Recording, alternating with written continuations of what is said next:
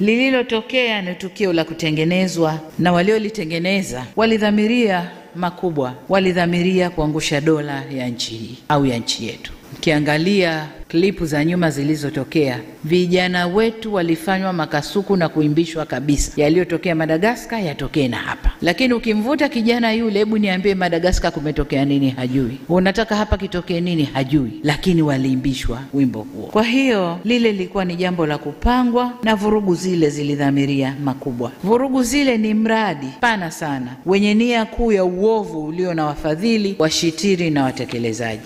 Katika vurugu ile waliingia waliokuwemo na wasiokuwemo, wengine kwa kutokujua, wengine kwa kufuata mkumbo, wengine kwa hadaa za maisha bora baadaye, lakini wengine kwa kulipwa tu. Tunaambiwa kuna vijana walikuwa wanalipwa fedha kisha kuchukua pesa yako ingia barabarani. Kwa waliingia bila madhumuni maalum ya nini wanakwenda kukifanya. Inaumiza sana kuona madhara yaliyotolewa. Nadhani takwimu zinatolewa sasa hivi na halafu